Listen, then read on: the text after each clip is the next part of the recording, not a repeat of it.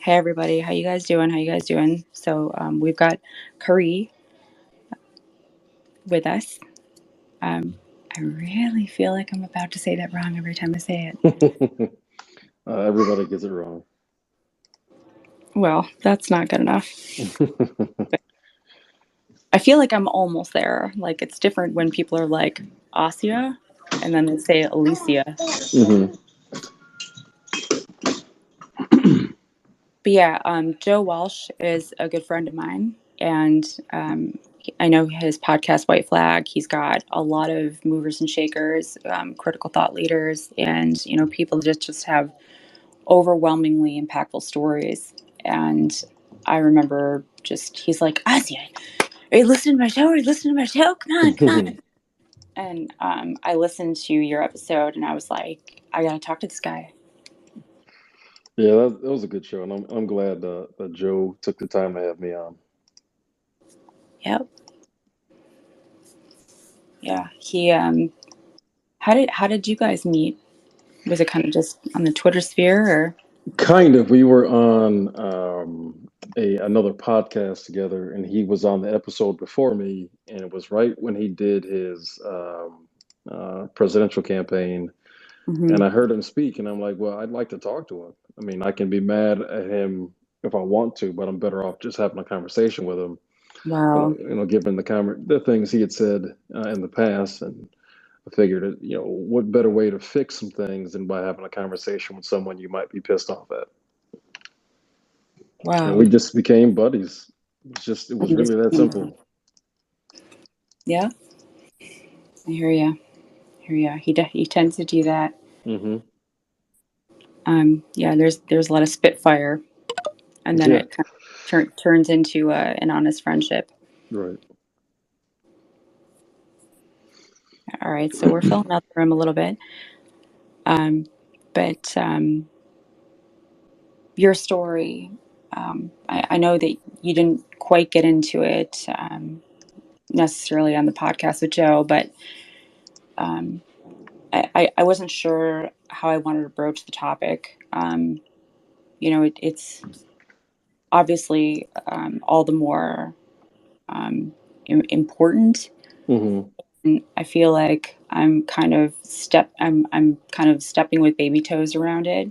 hmm But I just think that you have a perspective and an insight. Um,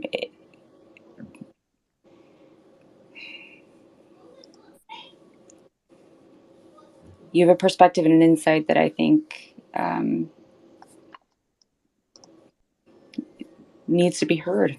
Needs to be Right. heard.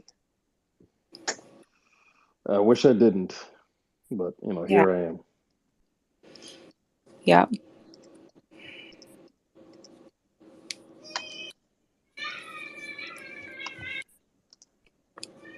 So I guess we could start if you don't mind with like how how did your mother that happened to, that decided to take her own life, like Jesus. the, did I come on too thick or No, no, no, good. okay. Okay, yeah. Like was it like a just a rapid thing, or you could just see like the deterioration kind of happening at your age?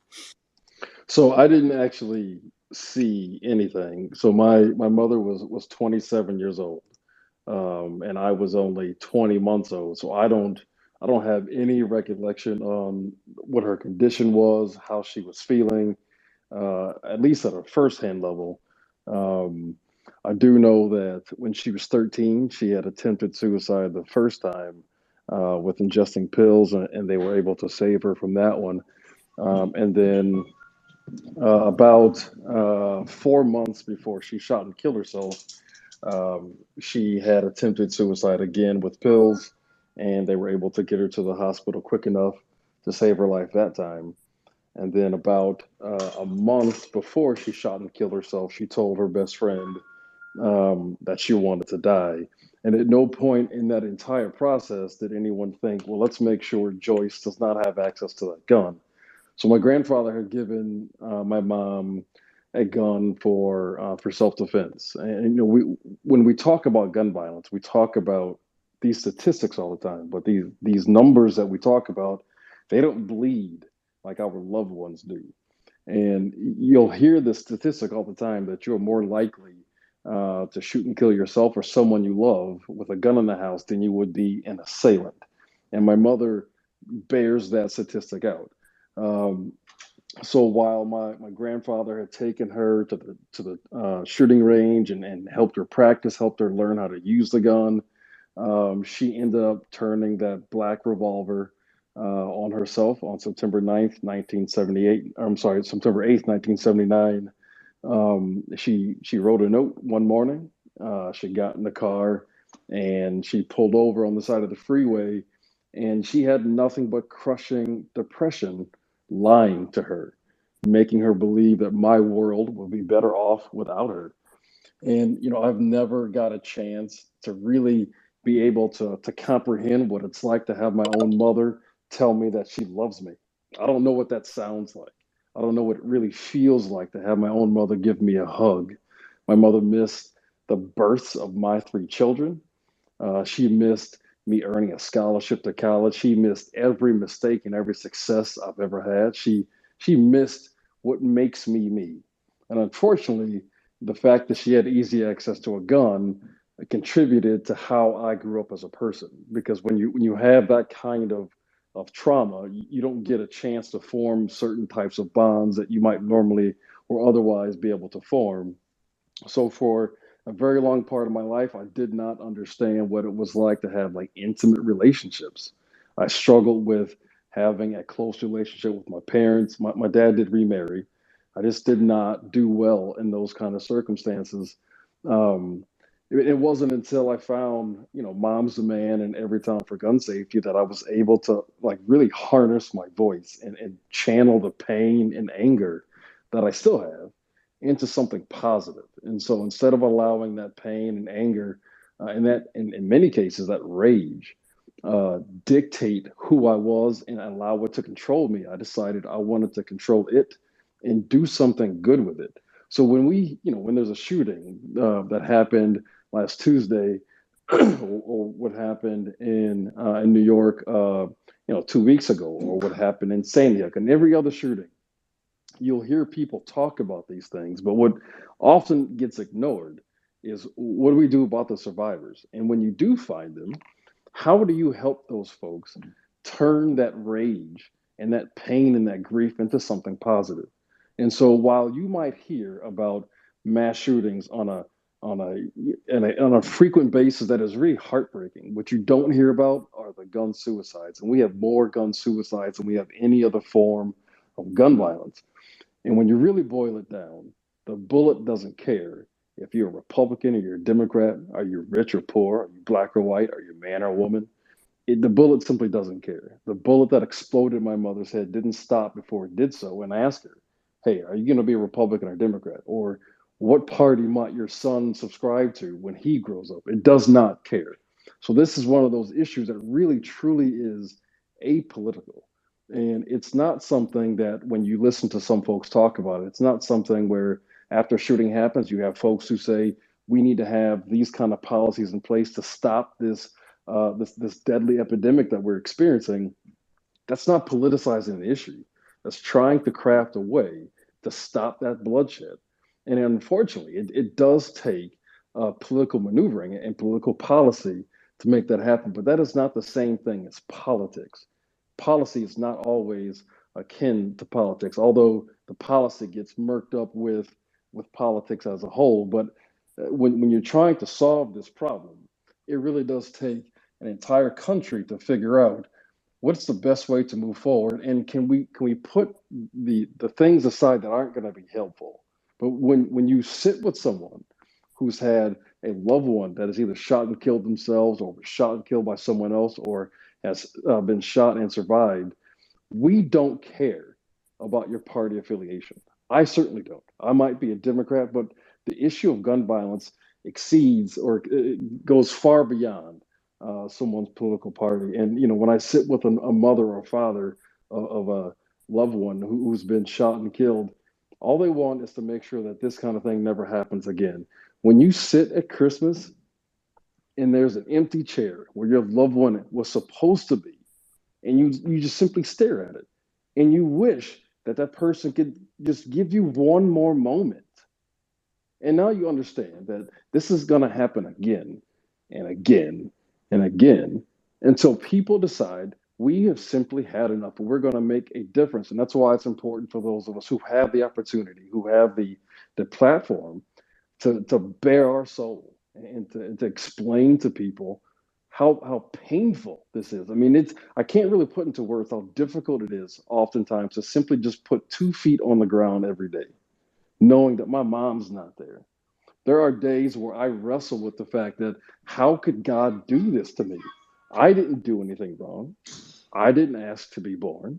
I didn't ask to be born to a mother who was clinically depressed. I didn't ask to be put into an environment where my grandfather gave my mother the thing that she would use to end her life. I didn't ask for that. Now I can let that control me or I can do something with it.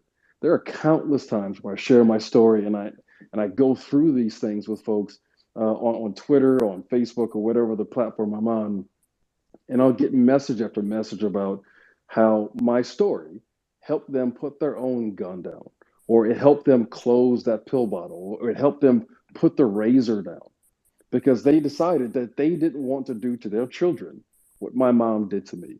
And that's the importance of this. When you have a voice and you have the opportunity to do so, I think it is cathartic for me to get this out because I want to make sure that no one has to sit next to that empty chair because there's nothing more brutal than that.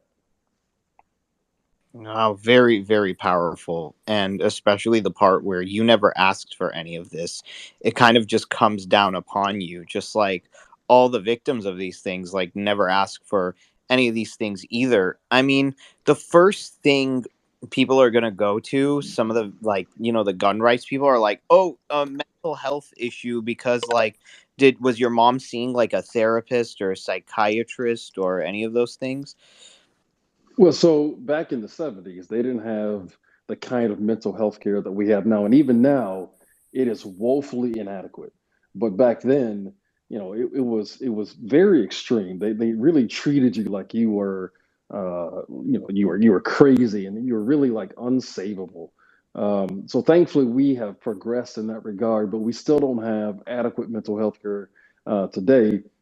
But when people talk about, it's a mental health care thing, well, if that's the case, then we need to make sure those that you think are mentally unwell don't have easy access to a gun. Then we also need to make sure that it is easier to get mental health care than it is to get a gun. Here, where I live in Wisconsin, it is far easier, criminally easier, to get a gun than it is to get your first mental health care appointment. You can get a gun the same day here in Wisconsin that you pass a background check, but try to call a therapist and get an appointment. It's nearly impossible. If you are in the throes of crisis today, the fact that I can go get a gun right now, but I can't go get an appointment with a therapist, to me is criminal. You're asking for the worst tragedy imaginable to happen, and you have a group of folks who simply don't care. Because if they did, they would want to fix both of those issues. But even besides that, the 19 kids and the 2 adults that were killed in Uvalde, or the 26 first graders in Sandy Hook, or the students in Parkland that were shot and killed. The killers did not pack those magazines with mental health care or mental illness. They didn't pack those guns with rap lyrics. They didn't eject PlayStation 5 discs at those people at hundreds of feet per second. They shot them with bullets. So what folks want to give you is nothing but excuses. They don't really care about solving the problem. They just want to, muddy up the issue enough so that they can ride it out so that the news cycle dies down with the hopes that folks like us will simply give up. And then they can just go on about their business. More guns will get sold, they'll get more campaign dollars, and the cycle will repeat itself. But there are people like me who simply cannot let this happen because we know what the pain feels like in real time. 1000%, and we won't give up. Right. I know that sounds trite. I gotta say this real quick. Ariel and I have come together to use our platform for kindness. That's really our mission, our mission critical. And when I first heard that Joe talked to you and I heard your story, I mean, after I heard you on the podcast, I was like, there's something more to this. And I researched you and I read about you and I was like, he, this is resilience. This is resilience. There are not many people that can take what you've been through and get to a place that you've gotten to where you find it cathartic to serve other people and let them know, like you're saying, you know, maybe I've helped a family member to put down a pill or put down a gun or to make a decision that saves lives. That's what we're here for. So Right. Yeah. as long as you won't stop, we won't stop either. Right. And not to mention, like, in a lot of like Asian countries are known for their violent video games. Hmm. Why are they known for all this mass death? Because they don't have the tools to create it. Right. Right. Yeah. So America does not have a stranglehold on mental health, or those of us who struggle with mental health. It is not that is not a uniquely American thing. What is uniquely American is our pervasive access to guns. So while these other countries they play the same violent video games, they watch the same violent movies, they have access to the same, if you want to blame rap music, right? They have the same access to the same things that we do, except guns. Now, here in Wisconsin, we have a rich tradition of hunting, right? That is something that has been passed down from generation to generation, and that's something that fathers and daughters and sons and moms deeply enjoy every single year. They go out deer hunting or pheasant hunting, whatever they like to do. But at the end of the day, though, there has to be some accountability. There has to be an increased requirement for responsibility. And I believe by and large, overwhelmingly so, that there are more responsible gun owners than not. And I believe that, and statistics will tell you, that the majority of gun owners support the things that myself and Joe Walsh stand for, right?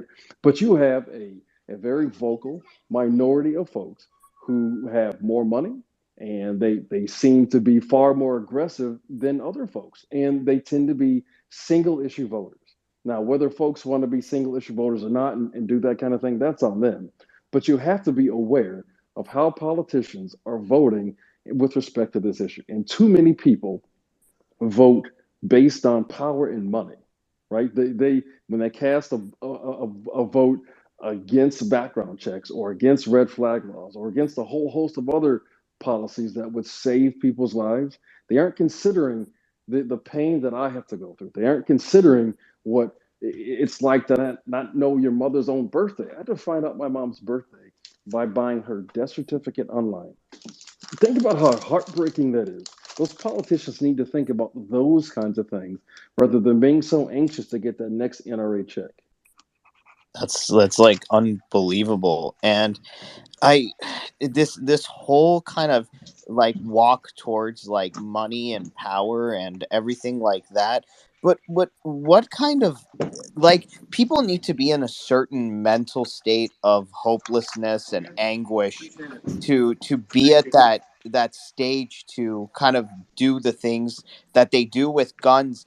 And it amazes me how, like, we don't as a country have some kind of thing where it's like, how do we check up on people who are lonely or desperate or isolated or any of these things? It's like we don't care about any of that because we have such a individualistic kind of like, I just got to keep up with the Joneses. And when Mm-hmm. you feel like you're slipping behind and everybody's in a better place than you, and it puts you to the through that anger and despair, it's like, I'm gonna go get a gun and I'm gonna like make the news or something like that. How we don't have any fail safes or something like that. It's like, can you speak to that? Yeah, and we should. I mean, the first thing is that every time I give a speech about whether it's my story or about another shooting, I typically start those speeches off by saying, "It is okay not to be okay. It is okay to ask for help." I have called the suicide prevention hotline more than 10 times throughout my life. I'm not ashamed of it, and it doesn't make you less of a man or a woman by doing so. It is okay to ask for help. I understand the stigma that comes with asking for help, but that's one of the things in this entire process we still need to continue to tear that stigma down, because we can no longer tell people that, if you are struggling, that you should ask for help, but then, you know either choose to not help them, make it less easier to get help, or then cast them aside if they do. So that's one thing we need to make sure that we continue to include in this conversation. But ultimately, I think the when you combine the lack of mental health care and the increased access to guns, it's nothing but a deadly equation. I'm sorry, I forgot your question because I was thinking about the time I had to call the National Suicide Prevention Lifeline.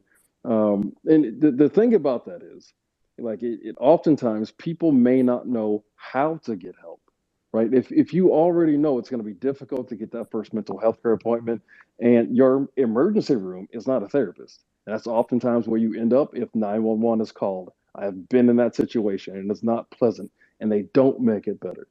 But at the same time, if we all found a way to make sure that mental health care was more easily available, and there was more of a stopgap measure in place when someone is in that immediacy of struggle and crisis, a lot of these issues can be resolved. But right now, we don't have that kind of infrastructure in place so that someone can have an immediate place to go. Right. Okay. With that, I'll go. I think True has a question, and then I'll go to Gregory and then Bryce. I believe Greg was first. I don't want to, jump ahead or Oh, anything like that. sure, sure. Go ahead, Gregory. Hi. First of all, is it Carrie? It's Um, Curry. yeah, Carrie. I Hurry. can't even imagine what Sorry, I'm gonna be Mama Bear. It's Curry. Curry. Oh, like Stephen Curry. Okay. All right. Curry. I can't even imagine how you guys went through it. But I also wanted to let you know that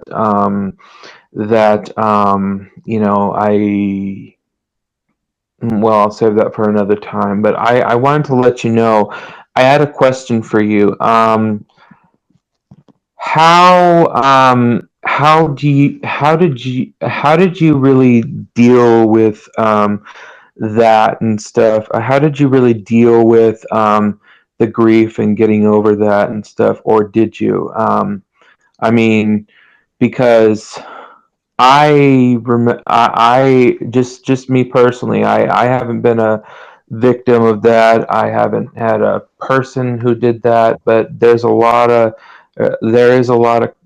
mental health problems, at least for as far as I can tell, and I'll share a little bit later. But I do think that mental health is a problem, and I think the way people treat it is like a minority, and it's very discriminatory to Mhm. me.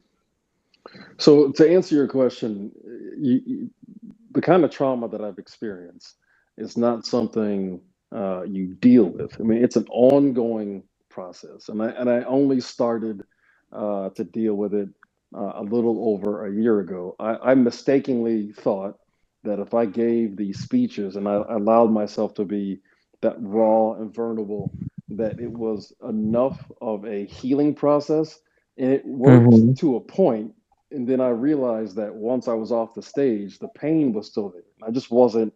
I was emoting when I was on the stage, but when I was done, I would crumble. I was just like just a ball of mess, and I couldn't stop crying, and I couldn't explain what I was feeling. So finally, I went to therapy, and I had resisted going to therapy for a very long time because I thought if I did that, it would calm me down to the point where my speeches were no longer any good.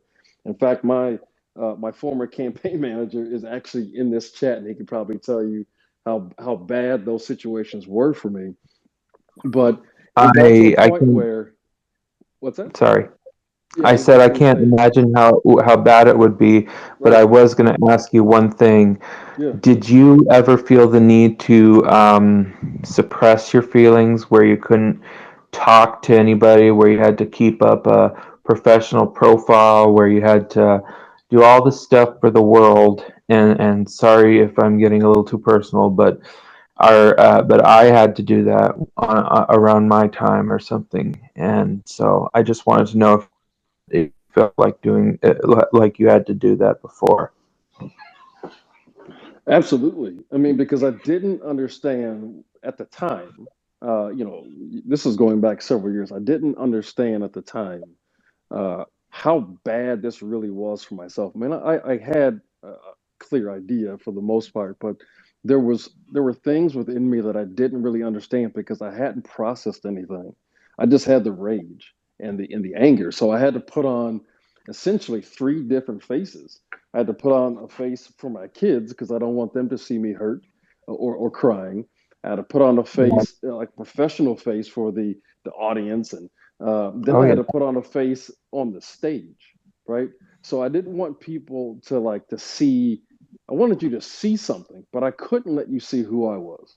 I couldn't really allow you that far in to the point where you would see I'm just as scared as everybody else is. But when I'm on that Right. stage, you would have no idea. But when I'm done, like there's a different me that I was just too afraid to admit that I am not as strong as I think I am, that I I can't know what you fix mean. these problems by myself. I need help. And thankfully, I was encouraged by Every Town Survivor Network that it's okay to get help. It doesn't. I made the mistake of assuming I would be less of a man if I can't fix my own problems, and I couldn't have been more wrong. And I'm happy to Yeah. admit that. I am not ashamed of any of the process. The mistakes helped me get to where I am today. Thanks. Cool. I wanted to quickly just say to you that I appreciate what you shared with me, because, for example, just as a quick example, I could not actually admit to needing to get help and stuff, because I would be afraid of the results and stuff. But again, I'll save that for another day. All right. Yeah. Okay. Let's go to true words. Go ahead.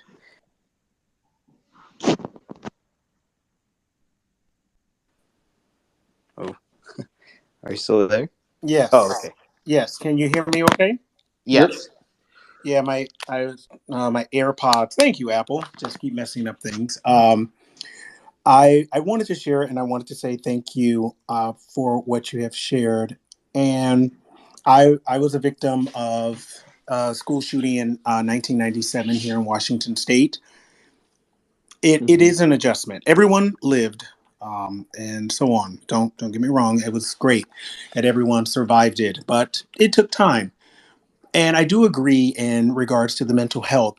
However, I just want to add this piece. And I was in a room earlier, and I want to continue to add this piece. When we talk about mental health, it seems, and I'm not putting this on you or anyone in this room, but it seems that right now it's leaning up to white males because of school shootings. Hmm. It doesn't address the vitriol that black men get for Detroit, Baltimore, Chicago, their places, and their shootings, their possible gang activities, because we we we have to openly admit and understand that many of these people. I grew up on the south side of Chicago, Hmm. so many of these people in the housing projects, many of these people I knew grew up have deep rooted trauma, poverty, lack of everything you can imagine, a lack of. So there tends to be a need and a reflex to you have a gun. There's a really great documentary called The Interrupters, which I Hmm. highly recommend that people watch. I don't know if anyone's familiar with it. It is truly a magnificent documentary done by Frontline, dealing with how black individuals in Chicago would interrupt. They would hear that someone's going to go out and do violence, and they would interrupt that violence.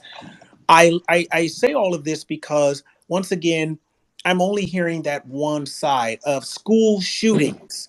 And I Hmm. know that you're not thinking in a very slanted view, but to be much more holistic and understand that there are many people who are in marginalized communities, and I can only speak from a Black lens, that have a lot of traumas and they are not going to continually get the support. And I'm watching again how the people of Buffalo aren't having that consideration. That entire community has been torn asunder. I'm not saying they're Hmm. not doing it, but I'm saying that I don't want that to level into mental health for whites. I don't want it to be for white males. It and that's where I've been seeing a lot in the media, uh, that conversation is going with. Everything kind of stems that way.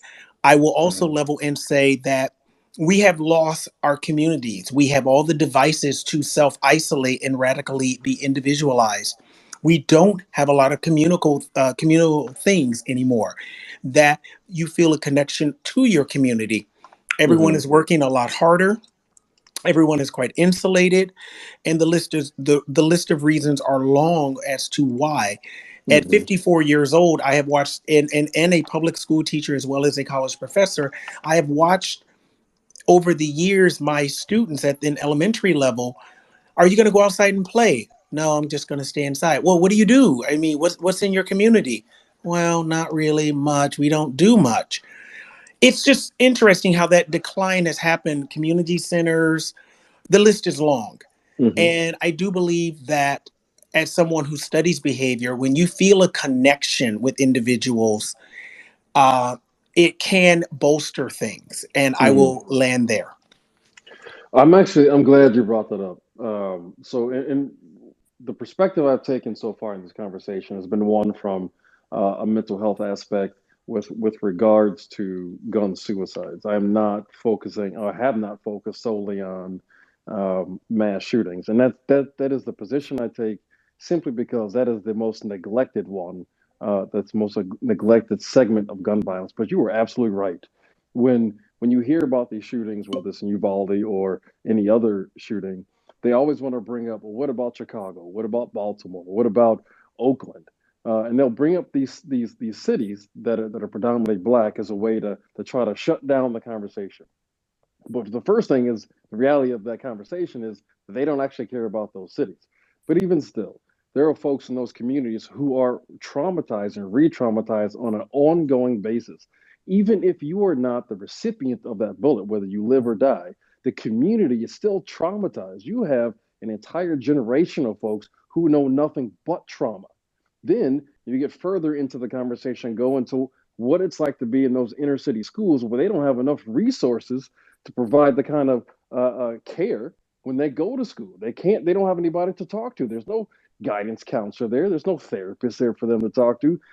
That's also a part of this never ending cycle of trauma. And I don't want this to be something where it appears that I'm only focusing on one side of the issue and not the other, because there's definitely a whole host of people, whole groups of citizens who Right. are And re-traumatized on an ongoing basis. I definitely appreciate you saying that, but and I hear your point, but there's also an incredible number, disproportionately, of black, people here in this country who have, as throughout the pandemic and further, who have committed suicide. And quite Hmm. frankly, I have several members in my family who have, but it isn't reported because of cultural stigma. Hmm. Suicide rates around blacks are is incredibly high, Hmm. and it is not spoken about. You'll just get buried. It's a lot of shame that the struggle, the person could not deal with what, and I'm just going to be honest, what their ancestors dealt with. Hmm. Ancestors dealt with slavery, they dealt with, Jim Crow laws. And some people feel that since they can't even handle not getting a job or being this and that, they have, and this is the story of three of my friends, they have committed suicide.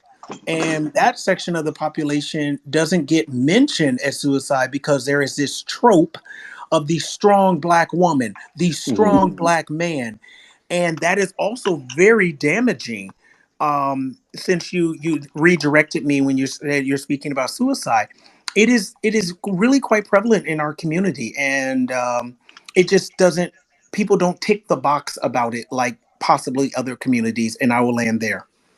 And I completely agree about that. And again, when I was mentioning about how I start my speeches out by saying that it's okay to not be okay. I oftentimes, especially when I'm in a community of color giving the speech, I will start by saying men need to be able to have that freedom to really say I'm not okay and I need help.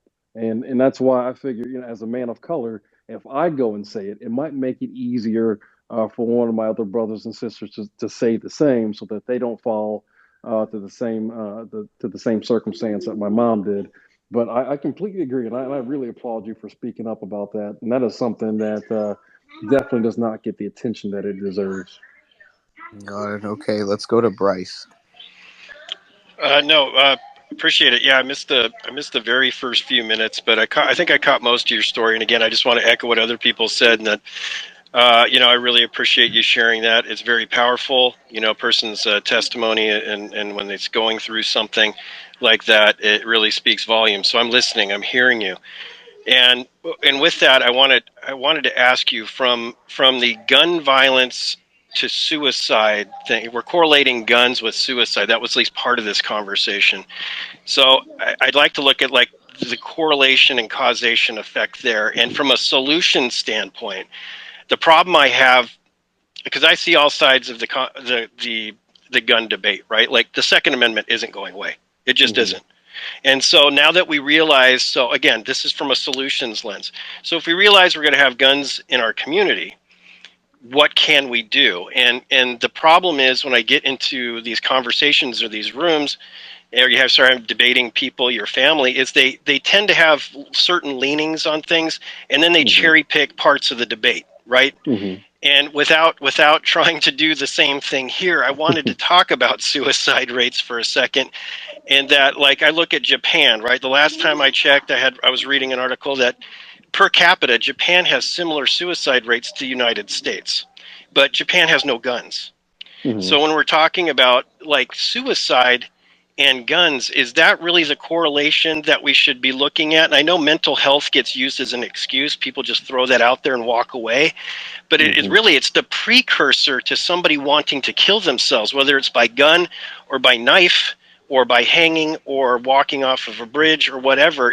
I think that's what we're really trying to get at, right? And that's another thing I have trouble with in these conversations is everybody, I think we don't get really anywhere with these gun debates because everybody thinks they figured out what the problem is. Like it's the gun that's doing it, or it's this model gun, or it's this law, or this lack of law, or it's this person was not in their right mind.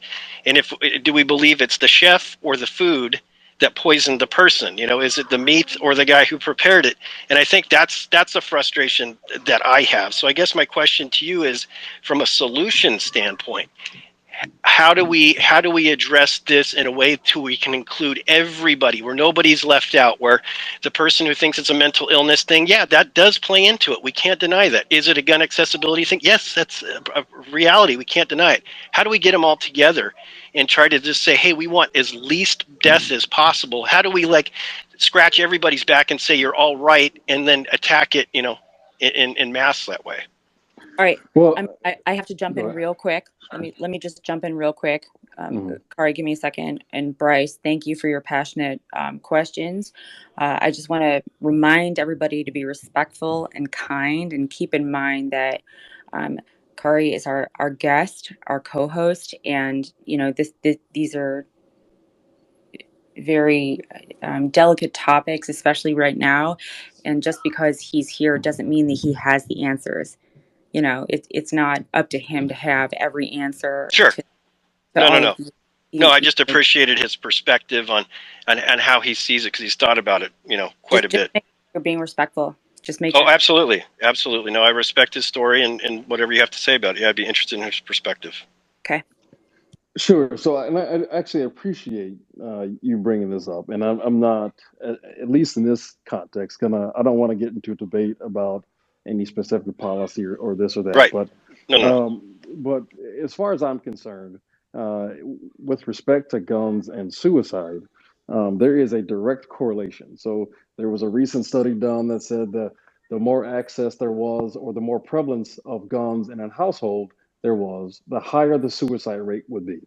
And so, what I want to do, I don't believe in uh, eliminating the Second Amendment. For one, that's just simply not practical. It's not going to happen. It's not even worth having that conversation. But what I do want to make sure we have a conversation about is the availability of guns and the access to them. So it's odd to me that within the context of gun violence, we don't have the same kind of conversation when we talk about a person dying from pill overdoses. We don't say, well, is it a correlation issue or is it something else? It's, well, the person ingested too many pills and they died. We know that happens far too often, so we should make it harder for that person or people like them suffering from the same mental illness that they are to have easier access. We had in the 80s a person poison a number of Tylenol bottles, and I believe less than 10 people died.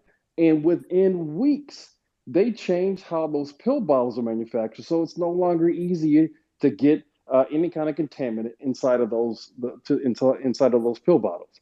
We had an incident 20 plus years ago where a young person was killed by a metal tip lawn dart. We now can't buy metal tip lawn darts because of that. So when you look at how these things happen, we can have every conversation under the rainbow about what the Second Amendment means and the tradition of guns and hunting, things like that. But there is a direct correlation between access to guns and suicide. Suicide with a gun accounts for about 50% of all completed suicides in this country. The other countries have different societal issues that they are dealing with, but here in America, that's what we have to deal with here. And I want to make sure that those of us who are struggling with mental illness don't have easy access to guns. And I also want to make sure that when a shooting happens, that mental illness isn't the scapegoat that is used so that we ignore the problem at hand. That cannot be what our default is. But I do know, as I've said several times now, that there is a direct correlation between access to guns and mental illness. So here in Wisconsin, there's a law that if you are a habitual gambler and you have a gambling addiction, you can put yourself on a register so that casinos don't let you in to that casino so you can go gamble. There's a direct correlation with an addiction to gambling and gambling, right? So the when there is a barrier in between a person who has that addiction to the ability for them to go gamble, they simply can't do it anymore. Harvard has a website called Means Matters where they talk about where you remove guns from the equation, the suicide rate decreases. They put up barriers on some of the bridges in San Francisco, and they saw that the suicide rate declined simply because they put a barrier in between someone who was in the throes of crisis and their means by which they wanted to complete that suicide. So that's what we're talking about here, whether it's a gun or a bridge or whatever the case may be. We want to make sure that there is something in between that person in crisis and something as lethal as a gun. So Yeah, I appreciate your answer. Thanks. Yep. So let's see. So do you have a question, Mr. Republic? shocking guy here. Hi. Okay. So Yeah. yeah, the comment about the Tylenol and the lawn darts, it's a valid one, but unfortunately they didn't have numerous lobbies with millions and billions of dollars saying you can't do that. Yes, all those things were changed overnight. Cockpit doors were affixed because, of course, we weren't going to ban airplanes. But, I got a lot of flack because I'll throw stuff up on the web. How about we just get rid of all the guns? Well, oh my God, the haters came out so heavily. But, this country is morally broken. It does not seem to think it's wrong. There's been 18 mass shootings since Uvalde already. Now most of these are domestic violence, They are murder suicide. They are gang or neighbor type incidents, but they're still unacceptable. But did we hear about any of them? I did. I heard about a couple of them. But 18, this country is just bankrupt. It doesn't seem to care that this is going on. And the only way it really will get fixed, because we're not going to remove the guns, is community involvement. That's the only way. You're going to have people have serious discussions in their neighborhoods, in their communities, about who these people are that have the weapons, especially that are doing these daily shootings, like where I live in Cleveland. Endless shootings. I follow this stuff because I do live streaming. I cover stuff around the city a little bit. But every large city has this issue. I don't care what type of city it is. Every city has it, and it's a socio-economic thing. It's a cultural thing. A lot of times, it's ridiculous. I myself was a victim of gun violence in the '70s. I didn't think of it that way, but it would be classified as that now. Kind of random shooting in a parking lot at a bar by a friend, and it got me. Luckily, it was nothing, literally. But that was also the kind of weapons that were around back then weren't nearly as powerful as they are today either. And I can't even tell you how many people I know that literally own 1,000 square feet to the ceiling of weapons. Okay, 1,000 square feet to the ceiling of weapons. Multiple people. Now they're good, law-abiding gun activists and users. Okay, but you have gangs like in this city. This gang that has been called the I can't think of their name now. The Heartless Felons.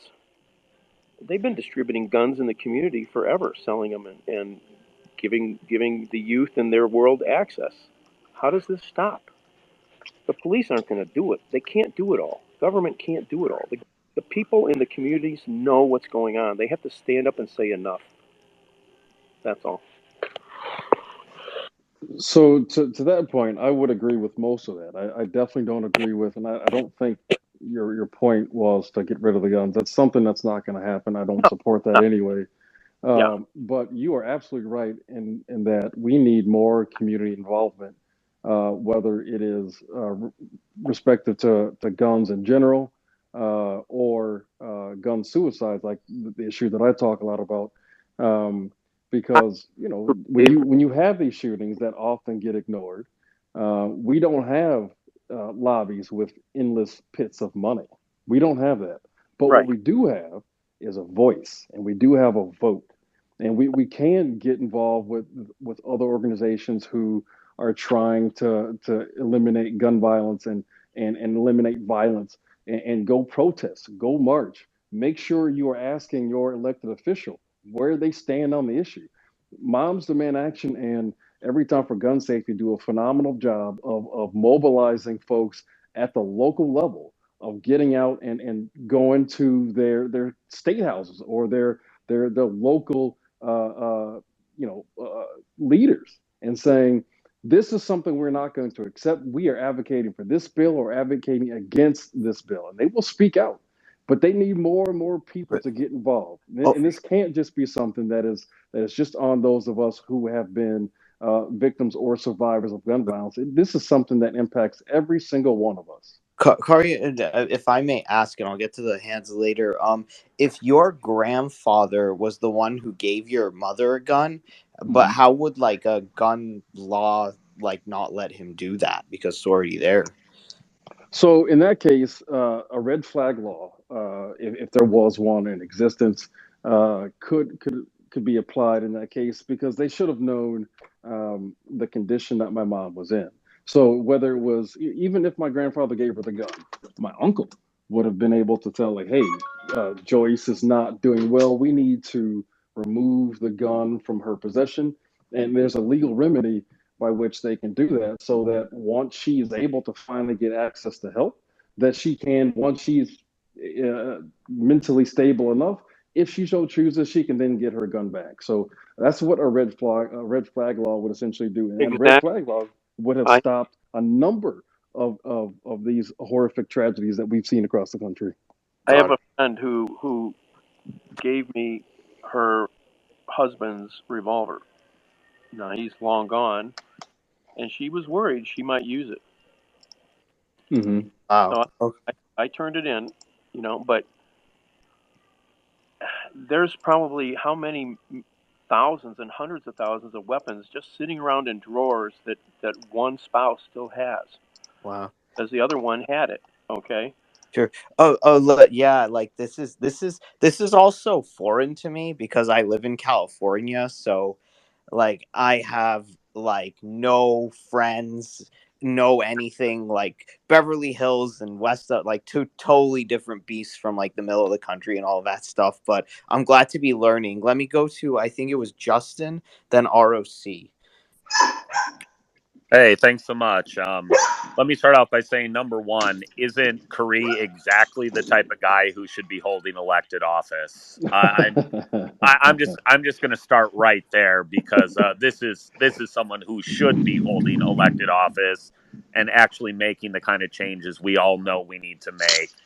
Um, Number two, I just want to point out to a previous, I was going to say caller. It's not a caller, a commenter that Japan actually ranks 84th globally on the suicide rate, which is significantly lower on the United States. Yeah, I'm sorry. No, it's a per cap. I might have been wrong with Japan, but there was a foreign. You There were, was a yeah. There was a per capita that was close at yeah, some point, and I you said you that. were you were wrong, and that's fine. And then number three, Okay. and then Khary, how can people get involved? What is we're all here because we want to change things, or I think most of us are. Mm-hmm. What can folks do? How do we change this? I know that's the $1 million question, but I think you're in a position to give us a unique perspective on this. Right. So I think the first thing I would ask you all to do is to look for those organizations locally that are trying to end gun violence. Look out for Moms Demand Action and Everytime for Gun Safety. And then there are a whole host of other ones that are trying to honestly make a difference. There are those organizations that might be issue advocates or they might be survivor advocates, but find out what they're doing and get involved in there. But one thing that I would ask more people to do is go run for office yourself. So while I mean, I kind of laughed a little bit when Justin said, Khary should hold elected office. He's my former campaign manager, so I mean, he's always my best hype man. But that is the reason I ran for office. As an advocate of gun violence prevention, I got sick of asking a politician to do something. So instead of me continuing to beg someone to go do something for me, I decided to pick up a clipboard, get some signatures, and get my name on the ballot myself to see if I can't replace the person who is the barrier in between me getting a vote on the kind of gun policy that I know would help save people's lives. So I know that's not the easiest thing to do. I can firsthand tell you that it's not, but that's really what this requires. If we are sick of politicians who are in the pocket of the gun death lobby, well, become the politician yourself and have the people in mind when you go cast those votes that are like my mom. I went and advocated a few years ago at our state capitol against a bill. And I said, when you go vote for this bill, think about Joyce Pennybaker. Think about what Mother's Day is like for me when I can't get out of bed or I can't even see straight because my face is full of tears. Think about real pain, not someone trying to be a hero. Think about those of us who have to survive this every single day. Y- And when you are talking about like statistics, you have to humanize that. Put a face with those numbers and see what gun violence actually looks like. And when you can personalize the issue, you really can advocate in a way that you couldn't before. That's it. And Ossia will tell you. I emailed every single person like running for governor and senator and all this stuff in my state, because I'm tired of just looking at names that I know nothing about, and you Hmm. only know about the people that just drown the airwaves because they have the money to, and Right. that's why I invite them here. And Buckminster Fuller said, if the existing kind of thing that you have here, if it's bad, don't try and change it. Create something new, and people will come to that. And that's Hmm. exactly what I'm trying to do with these spaces, Right. Yeah. So with that, I'll go to Rock, I think, ROC. Yeah, thank you. I appreciate your time, Ariel, Asia, and Kari. Thank you for speaking and Hmm. hosting and co-hosting. I'm a Marine veteran, so Hmm. it's a big topic for me too. I want to talk about. I don't know if you all touched up on the subject yet or not, but the mental health thing, and it's not only like how easy it is to get access to guns, but it's kind of the exact opposite for mental health. I've dealt with mental health. I've had Marines that have killed themselves, like you said, with guns. Others have overdosed.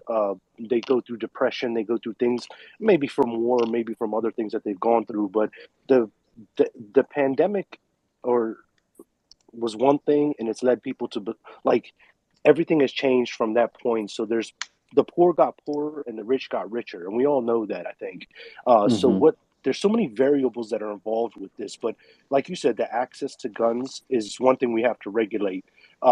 What I learned from my own friends, and they're like from just certain suburban areas, they don't even know when midterms are. They don't Hmm. know like how long a senator sits inside of his seat before you go and vote for him when the third is about to be voted on. They don't have these ideas. They just think I vote for the president every 4 years and I do my duty, and that's my diligence to survive inside of this country, and know that those are the rules and regulations that the president's going to do, because he's just setting out executive orders. But Hmm. your House of Representatives, your senators are the ones that are actually passing these bills. So, like you said, and I think it was Justin that said also, you have to know who these people are. I don't Hmm. think that like the only way to beat ignorance is through education, and I don't think the country's educated anymore because they're just working so hard. Day to day life is just so hard and such a struggle for them that once you start to see that somebody's mentally messed up, they pick up a gun. And like you said, it's just easy access. It's like, hey, I'm going to just take out everyone because I'm hurting too. So everyone's going to come with me. I don't know what type of mentality they have, but in other countries, I look at it from the Middle Eastern perspective, being deployed so many times. People go out and do these type of same suicide killings. I mean, they go out and kill people, but they're really killing themselves because they're out there to kill themselves, but they want to take as many people as they can with them. Hmm. And it's this mentality that's going on is coming over here is what I'm seeing. I appreciate your guys' time. I'm not going to talk too much, but I just want to touch on that note of people not knowing and understanding when even midterms are to vote these people out, or to understand who these people are in order to understand their policies. Right. So there are actually two things you spoke about there. The political side of it, which you ended with, but the first part when you were talking about suicide within the military, that is something that is extremely pervasive and something that it is to me criminally ignored. That does not get the attention that it deserves. I mean, you have folks that we send around the world to defend this country and the ideals that we supposedly stand for, but yet when they come home, they may not be physically broken, but mentally they might be. But we don't have the things in place to help these folks so that they don't resort to self-harm. And I think that is a crying shame. If we can't take care of folks when they come back, we shouldn't send them in the first place. But to your second point, I think because how fast our society is moving, people tend to get just overwhelmed with their day to day. They're just trying to put food on the table, make sure their kids are safe, and just the basics. They may not be entrenched in politics or policy like I might be, but it is something that is going to impact you whether you like it or not. We talked a bit ago with another commenter talking about how folks in the inner city are re-traumatized on a daily basis. That's the entire community. You have a whole swath of school kids who are in the inner city who don't get the help that they need, because they don't those school districts don't have the resources that they need. That requires the rest of us who are supposed to care, who are supposed to be able to know better, to do better. And right now we simply are not. We are definitely failing an entire generation of folks, of young people, from having a fulfilling life because we simply aren't doing enough for them. So you have to educate yourself, and for those who aren't educated, help them, introduce them to another organization who is doing issue advocacy around the issue of gun violence prevention. Every Time for Gun Safety has a library of information on policy, and it's peer reviewed. There's Harvard does a lot with it. There are a number of hospitals that do a lot of information about it. There are a number of organizations who focus on just suicide itself. I don't tend to advocate with uh, suicide related organizations simply because they don't oftentimes talk about the means. But that's my perspective. But still, these issues are incredibly important and they are deadly. And they require every single one of us to actually care at a human level to make sure we do everything we can to make a difference. You know, Rock, since you are from the military, and I'll just say this: I actually came into a space with some veterans, probably older veterans and other people, and I was kind of disturbed at some of the things I heard. Now, I don't think all of them were veterans, but they were to the right of center, and they were talking about how I just said I just said like it looks like the whole good guy with a gun thing is blown out of the water because there were like nine cops, there waiting, and they didn't even go in and like do anything, and that is their job. And I was just so furious. And then they just said, well, don't you think in that case like the teachers should be armed? And I'm like, I just got so frustrated. I'm like, well, the students have responsibility for their lives. Why don't we? Should we arm them? And they're just like, oh, well, you're just being ridiculous. And then I'm like, are all military people thinking like this, or is this an anomaly, or something like that? I don't know. I think it's very far fetched to even say that. I think any person that has served, we call them what they call Ariel. They call them the 10%ers. They're the people that are shouldn't be in the military, kind of just joined just to be in the military and never really did anything, and also disgrace the military while they're in there and probably get dishonorable discharge or other than honorable discharge. But anybody that joins and is a real patriot understands that you join for a reason, and that is to save people's lives. Most people that go to war want to save people's lives that aren't even in this country. So when they go to a different country, some of them might be like those gunslingers. They'd be like, I just want to go kill, kill, kill.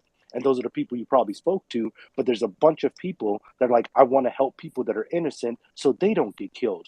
My actual like job was being a linguist, so I played a very crucial, you know, like job inside of the military, trying to help as many people I can, making sure that my guys didn't get killed, and passing on information with intelligence to get other people that were the bad guys, we considered them to get killed. But jumping into in front of a bullet is one thing you signed for. It's that blank check, as they called it. I see the blue line and the police officers, and I know a bunch of cops that will do the same thing. And a lot of cops are frustrated too because they're like, I wish I was there to have done something because I would have went in. I don't understand Right. any of that. I. What I try to say is this: is I'm gonna finish it off with this. And Kari, I want you to hopefully answer this question. I started Hmm. off with the whole mental thing, and some people have PTSD, some people have trauma. You guys are talking about grief. Some people have depression. We talked about medication, but why is it easier to pay for a gun than it is just talking with a psych one day? I completely agree. And I mentioned that earlier that here in Wisconsin, you can get a gun the same day you pass a background check if you go through the normal channels. It's easier to get a gun than it is to get your first mental health care appointment. And that to me is a recipe for pure disaster. And I think we need to flip that dynamic so that a person, if they want a therapist, they should be able to get one rather than being able to so easily go get a gun. And that requires all of us to go vote on those kind of issues and make sure that that topic is at the forefront of your mind when you're either talking to an elected official or you're going to go vote.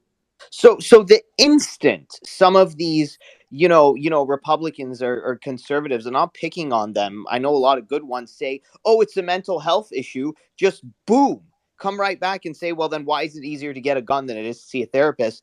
And then what do they ever respond with? Have they ever been like confronted with that? Like what because they love to throw that out there, it's a mental health issue, and then throw their hands up and walk away. But then we say like, okay, what are you doing to address the mental health issue? And nobody follows up with them with that. All right, And that's true. They emotions are definitely high. don't. Exactly. I'm so sorry. I don't mean to be talking over you guys. Emotions are high. These are the right questions, and we should be directing them towards. We're blessed that we have people in our community that are actually addressing these things and developing programs and solutions to talk about these things. So Adam N, I just put him up in the nest. I don't think we've been able to get a hold of him today, but he has been very active in mental health awareness, specifically with suicide prevention, and the organizations that are putting together certain programs, such as 988. So 988 is not yet active across the United States, but I understand that it will be on July 16th. July 16th, it'll be like 911. So you don't have to look up, the suicide prevention line, like the long 1-800 number. It's going to be just 988. And Adam has been a proponent in leading that charge. And he's a member of our Twitter fam. So he can discuss on that. But anyway, I just wanted to make a point that we're emotions are high and we can yell at each other and that's fine, but we have to kind of centralize and remember that, hey, we have people that are working on this, and here Oh it yeah, is. no, I'm not. He's definitely on our team. Like it was just like I'm just generally like I know, let. but not everybody knows that. Not everybody knows that. So it's a Oh, good thing to okay, point out. And sure, that's sure. my, that's on me, or on us, Ariel. For sure, 100%. And I meant no disrespect to nobody in the room. I know. No, I know. I know. All right, yeah. But yeah, the like Rob, what I talked about, I guess they're just like different people in the military for like different reasons. So I mean Rock, and I'm just so tired. I swear I was in that room and I was just hearing all of their Rambo fantasies. The very very pro gun crowd, like I would have had a gun, I wouldn't even cared, I would have saved those kids, because if the cops stood in my way, I'd even like shoot them too, and then I'd get there and I'd save. And I'm like, I was just like, I was just face palming. I was just beside myself. That's all. I think it's just like I said earlier, just a lack of education. It breeds, it formulates, and it just spreads so quickly. The internet forces it to also as well. We have people that are listening to people that have false information, false facts, and it just spreads like wildfire. I just one of those things that you need to understand that every person is different. Every specific individual has their hurt, their trauma, and I think the bigger basis of this, and I'm gonna keep saying it, is that uh, how anyone can get help. We all feel the same web of emotions, and what constricts us is the things that are limited within our face. Like Kari said, we just want to basically live our lives. I have three boys. I just want to make sure I feed them. I want to make sure they're disciplined. I want to make sure that they're part of the society and live the sociological norms that are just normal. Straying away from that creates a deviance, and that deviance is knowing that when you're too into something, like they say it's a very similar saying, too much of anything is not good. When people, like Kari said, like we need to go out and protest. The last time I saw somebody protest, it was like I live in DC area. I live 5 minutes outside of DC, and all I see people when I go to these protests, like even when Roe versus Wade was getting overturned, everyone was out there. Apparently, everyone turned into like 50 people. If this was like the times where like people had real followers, it was like Martin Luther King Jr. He had thousands and thousands and hundreds of thousands of followers without Twitter, without the internet. We have had no real leader to speak up and push the crowd the right way. It seems like it's the easier way, just to take money, shut your mouth, or say one thing one day and say another thing another day. I think that's what the frustration in America is all about, is that there is no one leader. And if there is, there's so much division now that we say, okay, well, you're on that side now. It's this whole, oh, you're on that side and you're on this side. Oh, let me So tell it's, you. The go leader is ahead. going to come up in the middle. The leader is going to come up in the middle. let me just tell you, let me just give everybody some hope here, if you're all feeling this way, is that not to toot my own horn or anything, but I've seen that these social audio spaces are a lot less toxic than what goes on in regular social media, because in regular social media you usually don't go this deep. There's one person with a very strong opinion, they put it up, somebody else with another really strong opinion wants to own that person, and then it just spirals into this, like, just a really bad place. What I've seen in these social audio conversations, though, is so many more people are meeting in the middle, so many people are changing their minds, and so many people have the ability to get into the weeds because you're not limited to characters or a gif or any of these things. And I am so thankful that, this is happening. It's kind of turning the tide against the extremism and the disinformation from what I'm seeing. There are a lot of spaces out there with hosts that are unfair, with hosts that let trolls up and shut people down with differing opinions. And I'll just tell you that it's not here, and I'm not that host. I'm just trying to build bridges and everything like that. So with that being said, I think, Bryce, you have your hand up. Go ahead. Yeah, no, I just wanted to go back. Do you think? Yeah, like I said, it's a difficult issue to talk about, right? Because we all see the problem as being the source of the problem being different. Do you think? Do you think there's the way I see it is there's this false dichotomy, right? It's either, like, you're absolutely right, accessibility to guns would cause the numbers to go down, and better access to mental health, affordable access, would also cause those numbers to go down. And to go back to the point I made before about Japan, I did check the numbers, and they're almost identical. So that being the case, do we think as a society, as the United States, we make a mistake buying into this political sphere of it's this or that, and just instead of just saying it's all of it? I will see people marching about getting rid of a certain gun, or we need to get rid of the Second Amendment, but I don't see the same marching for mental health. And I know people are cringing when I say mental health because it's just kind of a catch-all phrase, but we've already said it multiple times here. If there's somebody who's sketchy, maybe we have red flag laws to make sure, like an intervention, where people have to go talk to somebody if they seem edgy or acting strange or whatever. So it almost kind of forces them to see somebody and talk to somebody to catch it early on. We don't want people killing themselves. It doesn't, because a gun is involved. Yeah, that's a specific thing that you can champion, and I think that's your road, and that's something that you should. It's important, but like overall, I guess I'd like the few people to kill themselves as possible. And so, like, how do we deal with it on that level, again, from a solution standpoint, instead of saying it's the gun, no, it's the mental health, no, it's the Second Amendment, no, it's this and this? Can't it be all of those things? The answer, as far as I'm concerned, is yes. It can be all of those things. But when you're having these kind of conversations, you have to be having those conversations with those who are honest brokers, right? Who have a honest reason for wanting to participate. Right now, we don't. So it may seem like it's just a binary approach, but it really isn't. There are a whole host of things that people go out and advocate for, whether we are advocating for women's reproductive rights or we're advocating for better health care in general. And mental health care is a byproduct of that. Would I like to see more people advocating for more mental health care? Of course I would. Of course I would. But what I don't do is I don't go out to folks who are protesting about issue X and tell them you need to advocate for this issue too.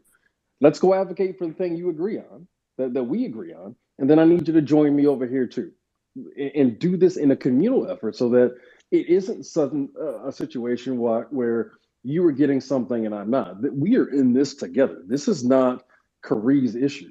This is our issue, and we need more people to look at this from a human perspective.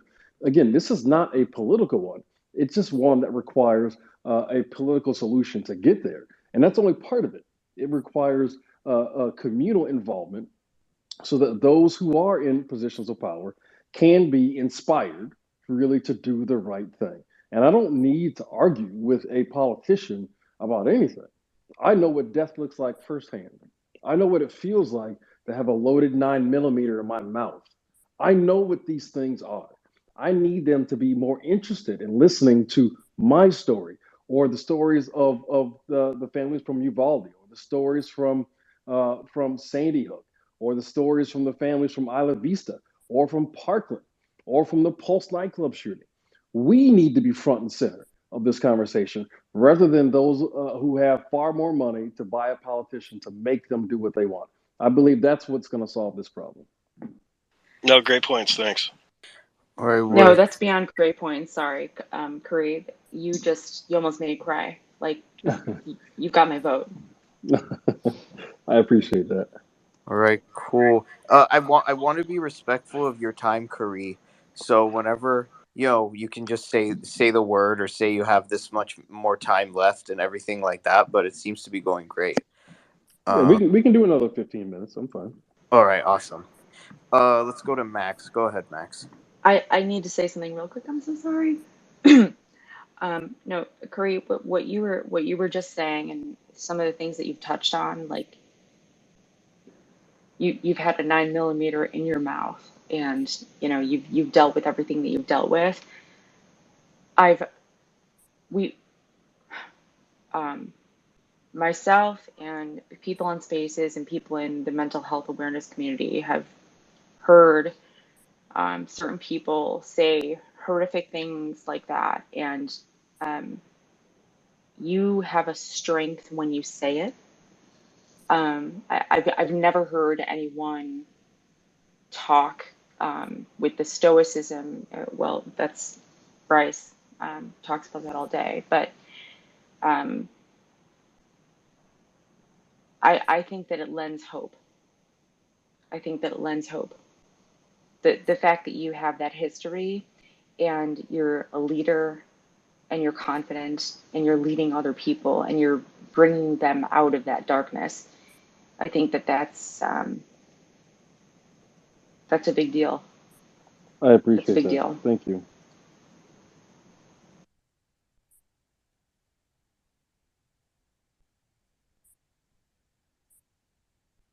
Sorry, Max, go ahead. I really appreciate this space and title, and that's why I jumped into this room. My dad was killed by a police officer when I was a kid.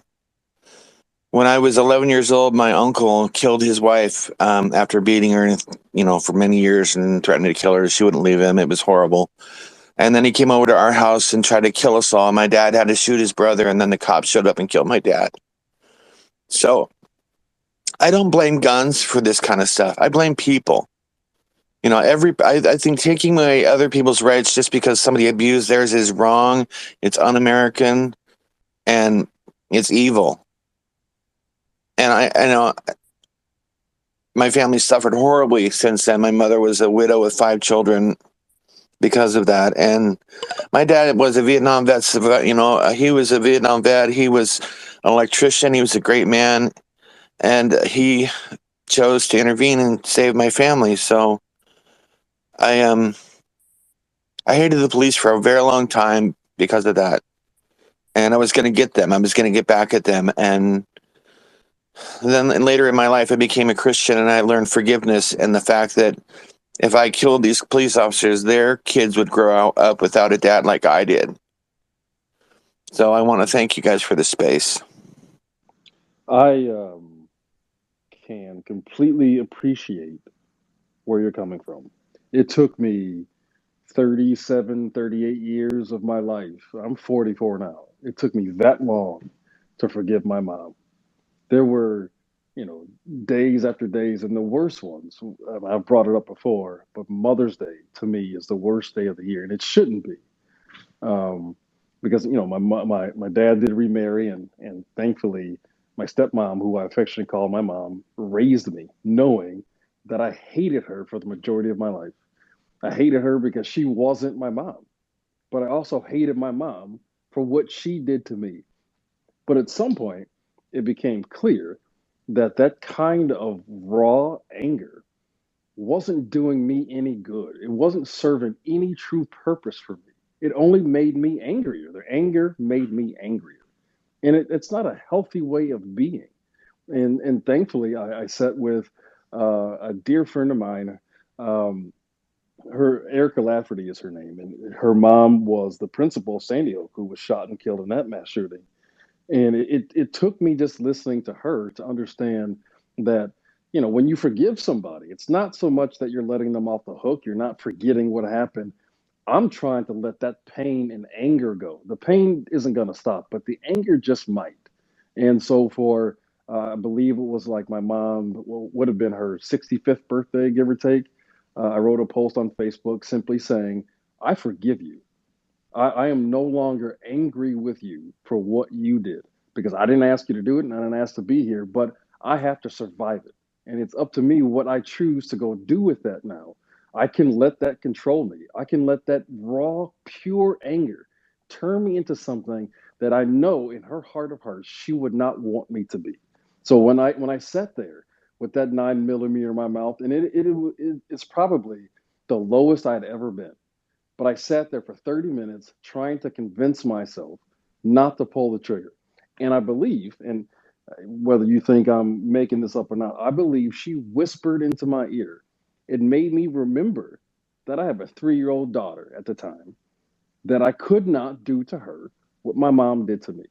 So it is incumbent upon me to share this brutal part of myself so I can break as many cycles as I possibly can. Because suicide and all sorts of trauma has that ripple effect on folks. You fall into this deep despair and you end up committing, whether it's a crime or you engage in the same pattern of behavior of those who put you in those circumstances. And then the cycle repeats itself. I don't want my kids growing up like that. I don't want my kids growing up not knowing who their father is. I don't want my kids to have to go online to the health department and order their mother's or their father's death certificate just so they can find out what their birthday is. I don't want that. I have to suffer through that so I can prevent it from continuing to happen. So I empathize with you. I know what that pain is like, where it's like a getting kicked in the teeth and punched in the gut over and over again. Because no matter how much we advocate, no matter how much we talk, no matter how many people we may touch and help, we are still stuck with the pain. We are still here. But at the same time, we are still here. We can do something to prevent these kinds of tragedies from continuing to happen. And to whatever degree that I can, I will. Wow, that was just, my eyes were getting a little watery. It's like if you imagine these things Me happening too. to your, family in your head, it just like freaks you out. And then that, people have to live with it. And I, like not I'm never gonna compare my story to yours, but with the divorcing of my parents and the kind of like pain and anger and anguish that it put me through, I was just thinking, like, if somebody in the next generation feels like they have nobody to talk to or nobody to tell things with, or like me, I was an only child, I didn't have any like brothers and sisters to confide with. Maybe when I get older, like my brothers and sisters can just be people who went through trauma, and we can just like talk about that and explain that in a way that's not judgmental, and we can say these things in our past were terrible. What are we going to do so these cycles break and these ripple effects are no longer there? So wow. Go ahead, Rock. I appreciate it again. I just wanted to talk about this because, Kari, you mentioned a very good point. And everything that you live, when you talk about trauma, I've done 10 deployments, 7 years, boots on ground. I've seen 55 people get killed. And what I've learned from this is that it's not the trauma all the time, it's the post trauma, the post traumatic stress disorder that comes with it. So when we talk about this mental health thing, when we talk about trauma, I tell people, and my friends be like, "Oh, how did you survive that? Or how do you live that?" I got lucky, is what I say. But what I'm trying to tell them all the time is that it's post traumatic, so it's still happening inside of my brain. Max had something crazy happen to him at an early age, and he's still going through it. Cara, you talked about it was like a kick in the teeth, a punch in the stomach. That's what you feel on a daily basis. You just can't forget it because the amygdala and the cortex have not let this go. This is like a burned image inside of your head. And whether you like it or not, it's going to keep coming. So people think about, oh, military, and they see traumatic events and it's just because of war. Well, I know a bunch of civilians that have gone through sexual trauma that deal with post traumatic stress disorder. I know a bunch of civilians that have gone through an accident, and they've seen their mother or father die or their siblings, and they're going through post traumatic stress disorder. We have felt trauma, and it's all about our threshold. How we feel about that trauma and how we react to that trauma is what makes us who we are. How do we get that help? Sometimes it's just like talking to a friend and you feel better. That's what I mean about the whole like mental health and like the therapy and the things that we need. Sometimes things can be avoided. You reach your anger or your point of boiling, but if somebody can calm you down, or if somebody can talk to you, or you can vent out this emotion that you have stuck within you that you can never convey to anyone else, it's a big thing. It's a big deal. And that can lead to a lot of things that don't go toward that, what they call the domino effect. You can see less violence. You can see other things. If somebody just got stopped right away or stopped at the moment they were feeling and building up on all this anger, they could have at least helped it. Because you know what? All you need sometimes, we're social creatures. We just need somebody to talk to. But the two emotions we can never talk about because as humans, we just can't. And this is something that we all should know: shame and guilt. Those are the two emotions that we don't want to talk about because whenever we tell our stories, we never talk about our shame and we never talk about our guilt. Wow. More. Okay. Yeah. Go ahead, Max. Yeah, I actually didn't know I had PTSD until about 10 years ago. And my family, all my siblings have various levels of it. My older sister has it the worst. But I mean, I was unstable in all my relationships and I had over 100. I couldn't even hold down a job. That's how unstable I was because of it. And finally got diagnosed and got some help. But the thing about losing somebody to violence, is gun violence, is you don't just kill the person, you kill their family members. There was a big hole in my heart that was ripped out when my dad died. That it died with him. And I've felt that all my life. And I want you guys to know that it's decreased over time and I'm able to live with it now. I've tried to kill myself 3 times, but I'm fine now. But it's you don't just take out that person, you take out, the loved ones of people. I can't imagine what those parents are going through down in Texas, but thanks for letting me speak. I can, man. If I could give you a hug, man, right now I would. Um, but you are absolutely right. Like this stuff never really goes away. No matter what we do, we are still stuck struggling with it and trying to simply put 2 feet on the ground. I mean, there are often times where the basics of the day are hard for me to do. I remember a few Christmases ago, my family and I went to church on Christmas morning, and they're everyone's happy, and the happier they were, the more hurt I felt because I wasn't. I went into the bathroom, and I locked myself into the stall, and it was like one of those guttural screams, but there was no sound. Like the pain is unbearable at times. But I also know though that there are folks who don't have the platform that I've got. So if I can emote in front of y'all, if I can share how brutal this is for me, it might inspire someone to not do the same thing my mom did.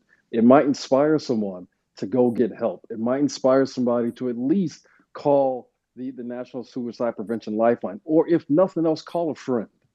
Because when I held that gun in my mouth, I didn't know what to do.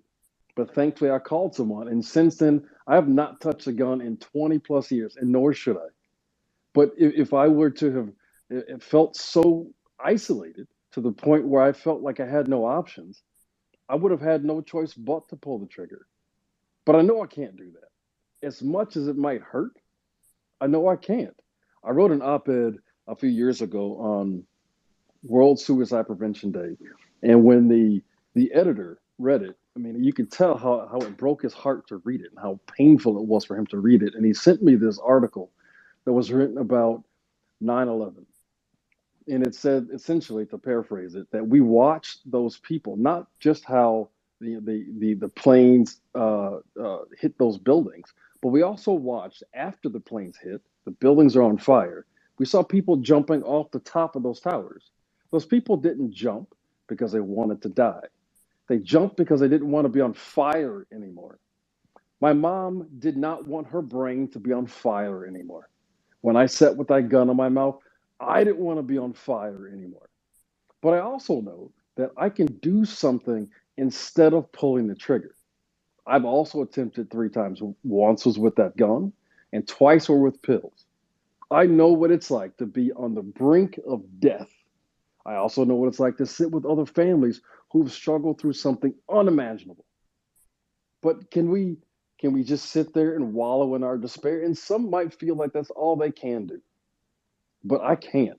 It controlled me for far too long. And I just cannot sit and watch more and more death, watch more of our fellow citizens, our fellow human beings struggle through something and feel like they are the only ones going through it. Because I've been there. And I want to make sure that more and more people hear how painful this is, but how even though it's a struggle, I still get out of bed every single day. I still put my shoes on. I still try to find a way just to make a difference. Khary, okay. Um, just to keep you for a few more minutes longer and however long you'd like. And Max, I hear you. Also, Max, by the way, you're welcomed into our Twitter family, into our community. Every single person here will let you into their space, or you can DM us anytime, day or night. Khary, Adam is here, and he is the one that I was telling you about that is really behind a lot of these developments and the 988 situation. Khary, Adam, Pradeep. I'll say really quick just before Adam speaks. I just want to mention the apolitical nature of this conversation because Max, look at that. It's like conservative Christian MAGA. Notice how none of Mm, that stuff even mattered yep. because we were just talking about how visceral this is. That Yes. didn't at that point that didn't matter whether you're Republican, Democrat, Independent, Libertarian, Green Party, whatever the hell you are. Death is not good. That's Suicide exactly is not right. good. All of this, and we can all come together on that. So This anyway, is human. Yes. Yes. okay, go ahead, Adam. I got a phone call and I heard Oscar say my What's up, name. Adam? No pressure. So no, I just tell me what you said, and I would love to respond. Or uh, did you ask me a Cool. question? Or I just wanted to do in the room. oh, So, good, I mean, you're besties with all of us, of and you've course. been working on um, anti-suicide and the mental health development, and you've gotten The a lot of health community. organizations. Yeah, yeah. So, I wanted to obviously introduce you to Khary, who was recently on Joe Walsh's podcast, and I hate saying it. It sounds so fucking cheesy. No, say it. I mean, it doesn't sound cheesy. But and I don't mean to make him recommit to his story, but he has an incredible story of resilience. Um, um, Khary, you go ahead if you don't mind. Sure. So the long and short of it is, on September 8th, 1979, my mother Joyce shot and killed herself, and it has been some of my life's work since about 2012 to prevent more tragedies like hers, so that fewer and fewer people walk in my shoes.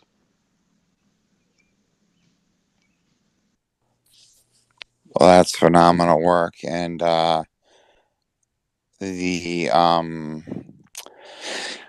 I have the mental health community I have has just a couple hundred people, but some good organizations. And if anyone needs to be connected to anyone, we're really good at doing that. So you know, reach out to me. I'll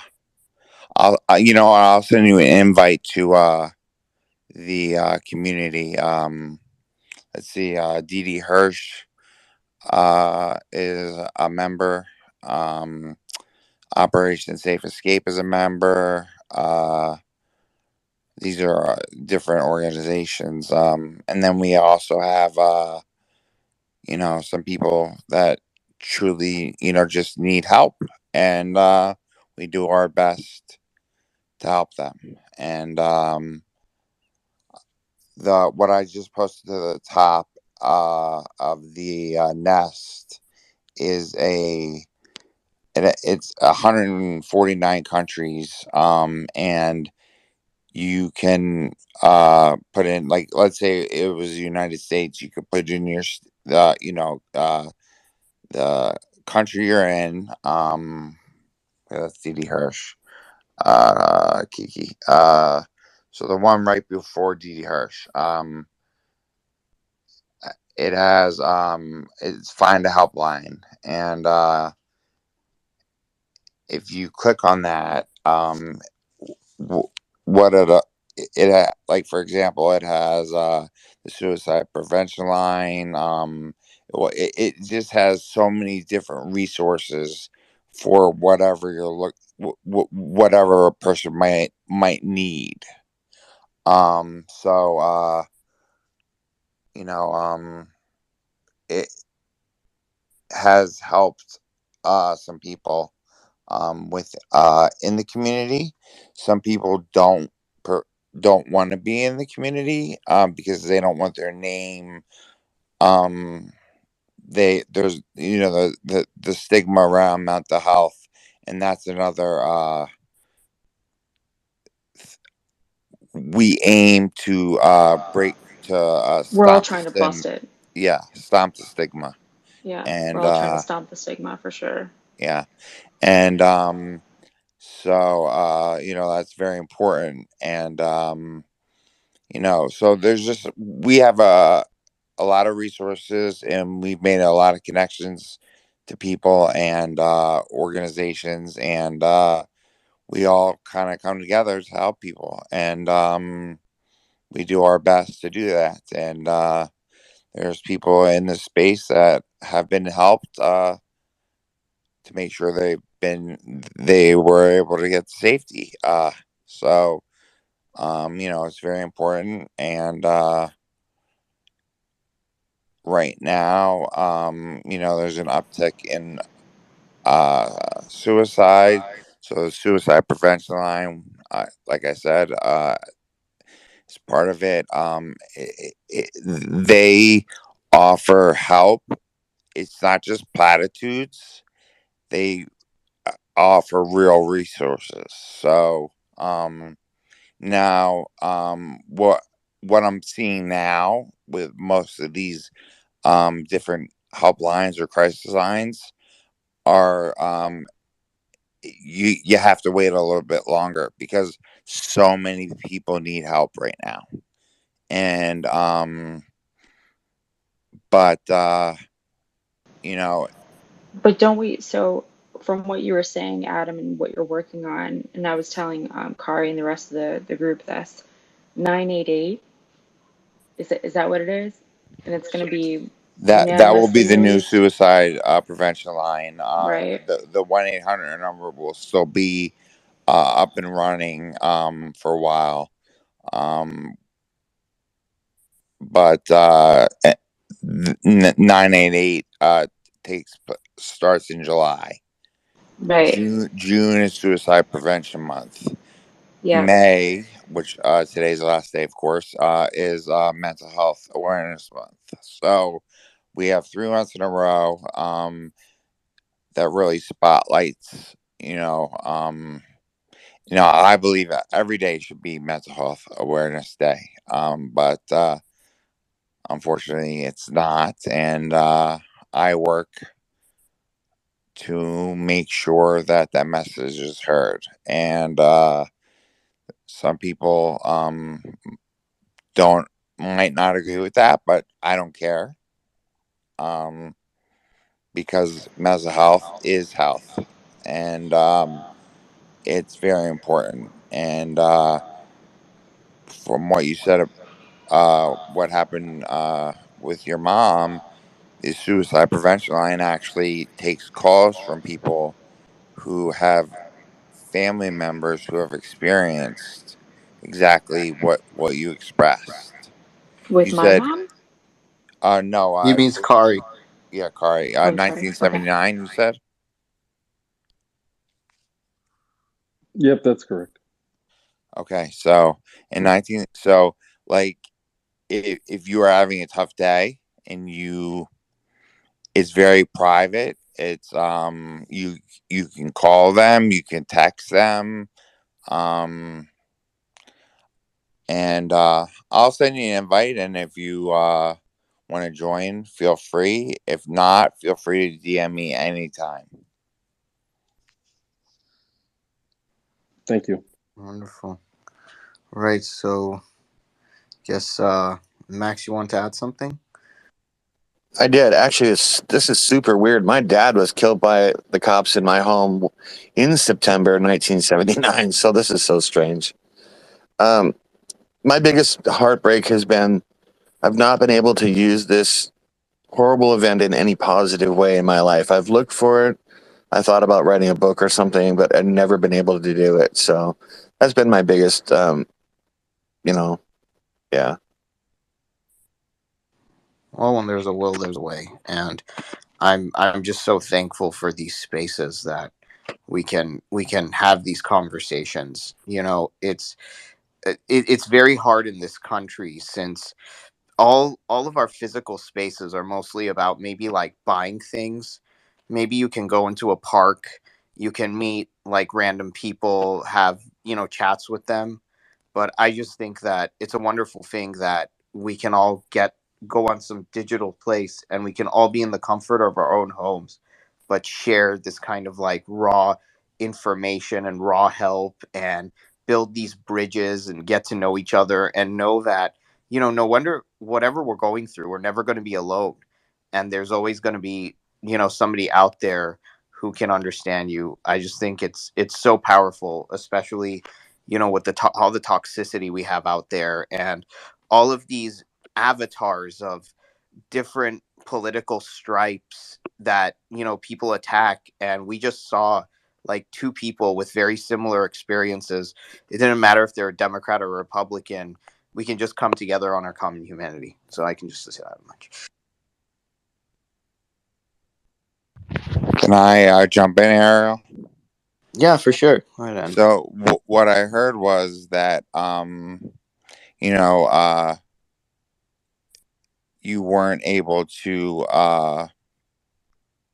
it sounded like, advocate or um you know uh do, you know put something forth with what happened. So what I would say is, you said maybe write a book, and I would just say, feel free to join the mental health community. I'm happy to send you an invite, or start your own community, and talk about it and post stuff. And if people aren't happy about it, then block them. I We have appreciate to have that. these I discussions. appreciate that a lot. My mother and brother died at the beginning of the pandemic, so it's brought up a lot of these, issues. So thanks. Yeah, for sure. Well, anyway, Asia. Yeah, well, like I said, Max is welcome to our communities. And one of the problems with communities is that we always have to like remind each other with links and how do we get there. And, it's easier to just DM each other. And, But you have to have your DM open. yes, yes, that's true. Okay, so Or Max, yeah, he does. I'm not seeing it open. I'm following. No, I don't see it open. Yeah, Max doesn't have it open, probably because he's following you, Asia. But yeah, it's you just go into edit profile and settings. But yeah, uh, go ahead, Will. Okay. I was just wondering if anybody could speak up within the crowd or within the space tonight. And it's been very respectful. I've been in so many spaces. They talk over each other. Everyone's mic is on. There's no etiquette. Uh, there's people listening.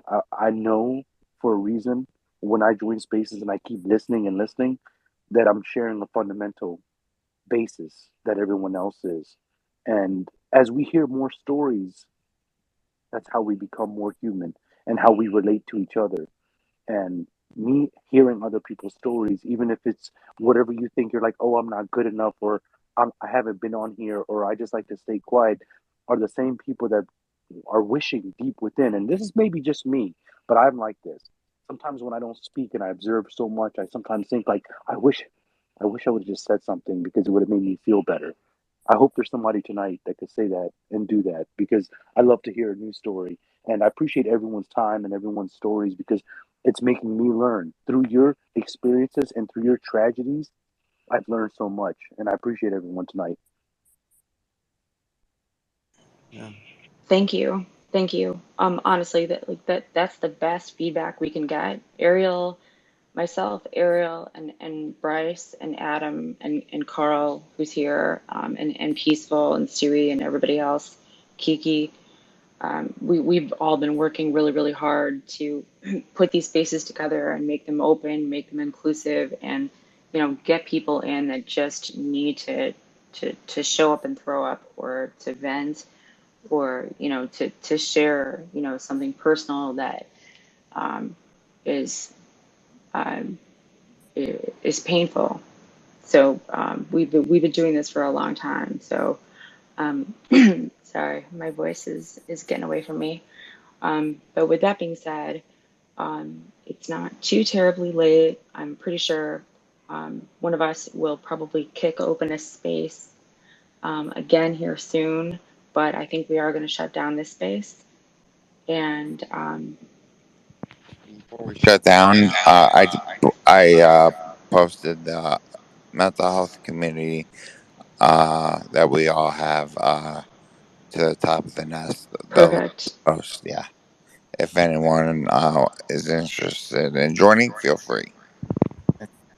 And I just wanted to say, oh, did did you want to speak, Nem? Yes, I wanted to speak for the longest time, but I was just waiting for my turn. Oh, you put your hand up, but I guess if I you want I'm to was say so sorry, driving, and Siri. plus I was at work. Yeah, and I was, I work as a behavior therapist, and I've been working a lot on the suicide helpline. And I just wanted to like quickly wrap it up by saying that every time I know the person here, he'd been talking about his trauma, that what he had been through. It's not easy to relive the trauma, but trust me, I've been through a lot. And every time I talk about my trauma, I honestly, I don't think about myself. I just think about that my words, they're going to give somebody strength. And right now, trust me, somebody might be pulling strength out of your words. And that's very commendable. It's not easy to do it, but hats off to you for doing it for so long. And I wish you all the best, and I hope you keep continuing it. Asya, if you do something like this again, I would love to be back. So if you could send me a link or something, if those are like scheduled spaces or anything. I will. I will. We're going to be scheduling them regularly. Um, Yeah. Okay, thank you. particularly in this vein, yeah. Well, And thank you to you, Khary, yeah. and hopefully you'll join us again. Um, Absolutely. good, Well, I fantastic. wanted to echo your sentiments, Asia. Thank you, Kari. I mean, like, you've just been like an open book. Nobody had to tiptoe, but I mean that was so raw and visceral. The way you compared, like you, it's like you by ending your life, it feels like people are extinguishing the fire. And wow, like that really put it into perspective. And how do we as a community, you know extinguish that fire within people's minds, you know, like that, so they don't have to go for the gun. It's like, you know, like that's, you know, did I mention it right, or am I just simplifying this too much? No, I mean, I would agree, but I guess I'd like to close out by saying one of my favorite quotes. I actually have it tattooed on my chest. It was the favorite quote of Dawn Lafferty Hawksprung. She again was the principal of Sandy Hook, and I think it really sums up what you're trying to say. The saying is, be nice to each other. That really is all that matters. And when you really can humanize these things rather than talking about it in the abstract and just talking about statistics and try to look for the humanity in the issue and look at the person you're talking to as another human being. We may not all agree on the solutions to whatever given problem that's in front of us, but it is really up to us to make our world a better place. And we don't have another option. My mom's not coming back. That bullet is not going to unexplode her head, right? So it is my job to try to find as many people who are willing to listen and then link arms with me and go forward to try to make things better so that fewer and fewer people ever know what it's like to hate Mother's Day. I don't want that for anybody. I mean, nobody would have imagined 5 years ago that Joe Walsh and I would be buddies, right? We just wouldn't have thought that. The Max, I believe, is his name. I didn't look at his Twitter bio before I followed him. I mean, he's might be a Trump supporter. That's fine, but he and I share something that is uniquely ours, and is unfortunately something that more and more people are finding that is becoming a part of their life. And I don't want anybody to feel like you are alone in any of this. I know what being alone feels like. Nobody was there with me when I sat there with that gun in my mouth. It was me. And I had nothing but depression lying to me. But I don't want to feel like that. I don't want other people to feel like they are in that same empty space. Thankfully, I've gotten help, but I want more and more people to feel empowered to do the very same thing I did and then find their voice and go make a difference. Oh, wonderful. Couldn't have said it better myself. You're a wonderful ally, and I really am like honored that you chose to spend the time with us that you spend, and you know, you're doing the things that you do. Just stay in touch, and I like to thank everybody who came up to speak, and everybody kept it civil. There was no name calling or trolling or anything like that, and that was great. And thank you to all our speakers. And thank you, even if you just listened and you didn't speak, that speaks volumes as well. Yeah, thank you so much for that. I that always blows me away when people just have the patience to listen. The beautiful listeners that we have, and they just kind of listen to us tallywag back and forth. I will say, everybody go ahead, please, and follow, obviously, Khary, our special guest of the night, and Ariel and Adam and Barbecue Bryce, and everybody else in the room. Kiki, we didn't get to talk to tonight. We'll talk to another time. I definitely want to get her vantage point on some of the stuff that we talked about. And don't worry about me. I don't care if you follow me or not, but follow everybody Everybody, else. please follow Glossier. No, I don't care. For sure. All right. Okay. Well, anyway, again, thank you all, and good night. This, as soon as I end this, it is up for recording, and you can listen to it if you came in late. Thank you, everybody. Thank you, Khary. Good night. Thank you. Love you guys.